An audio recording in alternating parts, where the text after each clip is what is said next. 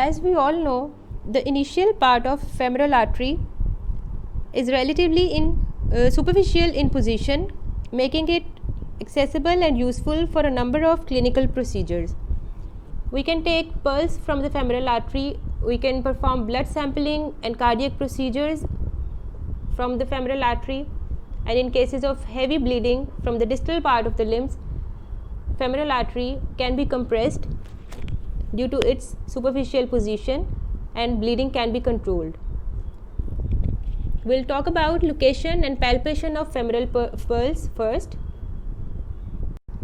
Now let's see how do we locate and palpate the femoral artery. This is an image showing location and palpation of the femoral artery. When the person is lying in supine position, the femoral pulse may be palpated midway between anterior superior iliac spine and pubic symphysis. This is pubic symphysis.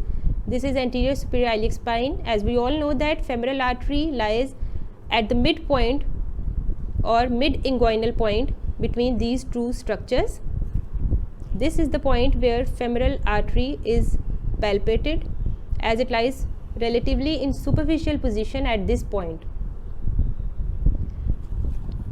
So by placing the tip of little finger of the right hand when dealing with the right side on anterior superior iliac spine, little finger on the anterior superior iliac spine, and tip of the thumb on pubic tubercle. This is pubic tubercle. Now the femoral pulse can be palpated with the mid palm just inferior to the midpoint of inguinal ligament by pressing firmly. Normally the pulse is strong and can easily be felt. However, if common or external iliac arteries are partially occluded, the pulse may be diminished. A bilateral absence or feebleness of femoral pulse may result from narrowing of aorta or thrombosis. Thrombosis is clotting of blood within the aorta. Now, compression of femoral artery. Compression of femoral artery may also be done at this site by pressing directly posteriorly against the superior pubic ramus, psoas major and femoral head. In this way. This image is showing compression of femoral artery of the right side. Why do we need to compress the femoral artery? In cases of heavy bleeding from the distal part of the limbs, we can compress the femoral artery at this point. This will reduce the blood flow through femoral artery and its branches and helps in controlling the blood loss.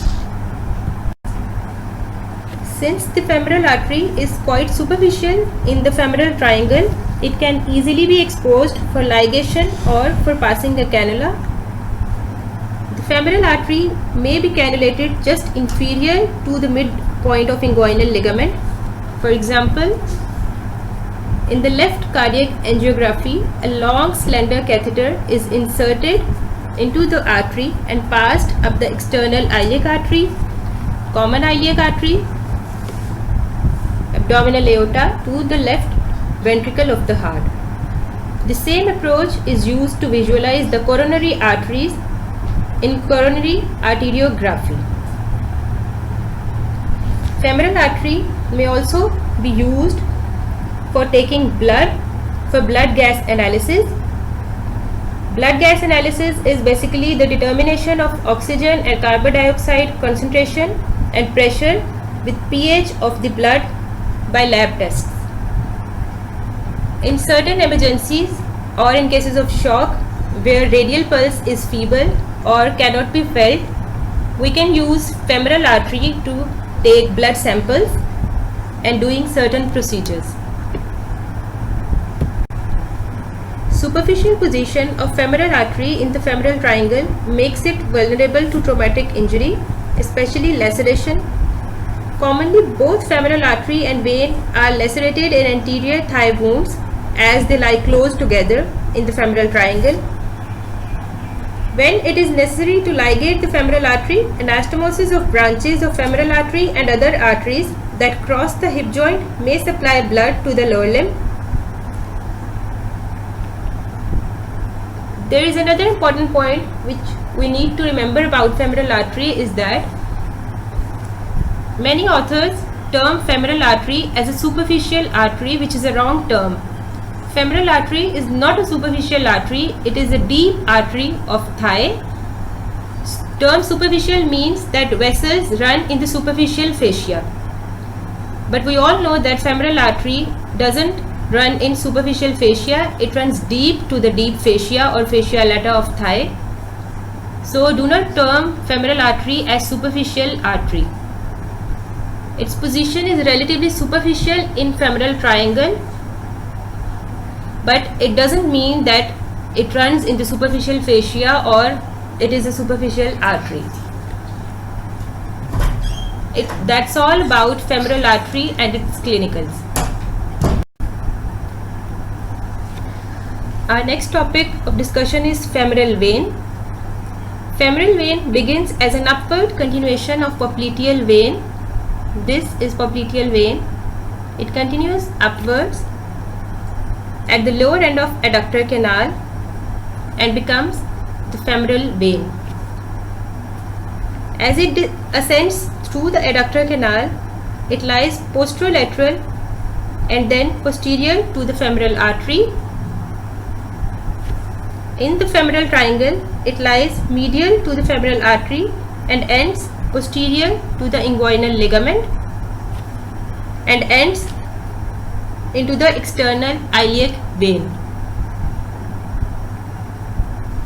Femoral vein carries blood from the popliteal vein, passes through the adductor canal and drains into the external iliac vein. This is the course of femoral vein into the thigh.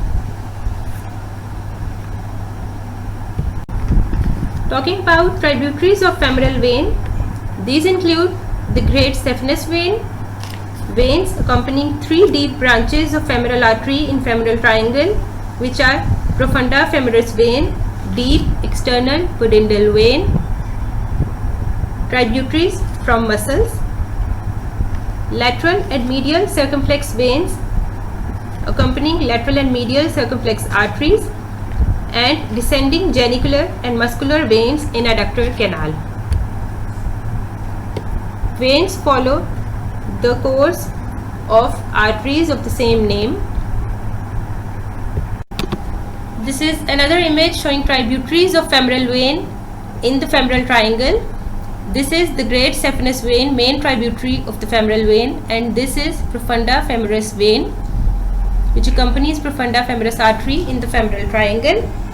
Profunda femoris vein, which is also known as deep vein of thigh, it is formed by union of 3 to 4 perforating veins and enters the femoral vein approximately 8 cm inferior to the inguinal ligament and approximately 5 cm inferior to the termination of great saphenous vein. That's all about the femoral vein. Now, how do we locate femoral vein?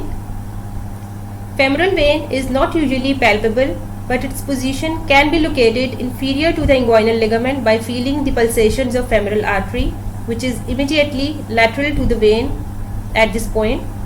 In thin people, the femoral vein may be close to the surface and may be mistaken for the great saphenous vein.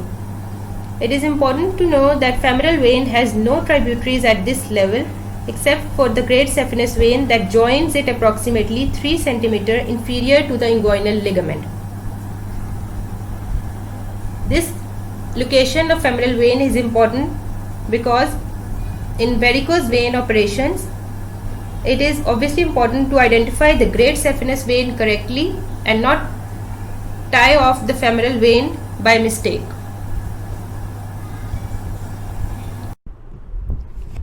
As femoral vein lies superficial in the femoral triangle, it is commonly used for IV infusions in infants and in patients with peripheral circulatory failure. Femoral vein is also used to perform right cardiac angiography, in which a long slender catheter is inserted into the femoral vein as it passes through the femoral triangle. This is the site of femoral venipuncture. Under fluoroscopic control, the catheter is passed superiorly through the external and common iliac veins into the inferior vena cava and right atrium of the heart. Femoral venous puncture may also be used for administration of fluids in certain patients. That's all about femoral vein and its clinical.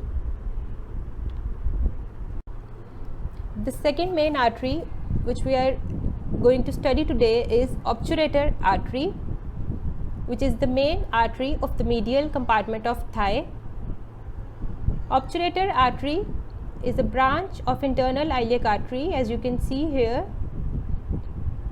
It passes anteroinferiorly on the lateral wall of the pelvis to the upper part of obturator foramen. This is obturator foramen. Obturator artery leaves the pelvic cavity by passing through obturator canal. After leaving the obturator canal, it divides into two branches, an anterior branch and a posterior branch. These branches of obturator artery pass on respective sides of adductor brevis muscle. We'll talk about anterior branch first. Anterior branch of obturator artery is a small artery which runs forwards on the outer surface of obturator membrane. Then it curves downwards along the anterior margin of obturator foramen. It supplies obturator externus, pectineus, adductor muscles and gracilis muscle, and then anastomose with the posterior branch and with medial circumflex femoral artery. Then comes posterior branch of obturator artery. It follows the posterior margin of obturator foramen, then turns forwards on inferior ramus of ischium, where it anastomoses with the anterior branch. This is anastomosis between anterior and posterior branch. Posterior branch supplies muscles attached to the ischial tuberosity. Posterior branch also gives off acetabular branch. This is acetabular branch of the posterior division of obturator artery. This branch, which passes through acetabular notch to supply fat in acetabular fossa. This is acetabular fossa, and it supplies head of femur along the round ligament. Now, what is accessory obturator artery? This is inferior epigastric artery, which is a branch of external iliac artery. This is its pubic branch. Sometimes an enlarged pubic branch of inferior epigastric artery either takes the place of obturator artery or joins it as an accessory obturator artery, which we call as replaced obturator artery. In approximately 20% of people, this accessory obturator artery is present. This artery runs close to or across the femoral ring to reach the obturator foramen and could be closely related to the neck of a femoral hernia. Now, why do we need to know about this accessory obturator artery? Sometimes surgeons placing staples during endoscopic repair of both inguinal and femoral hernias may injure this artery. So, they must be vigilant concerning the possible presence of this arterial variant. That's all about obturator artery and its clinical. Thank you.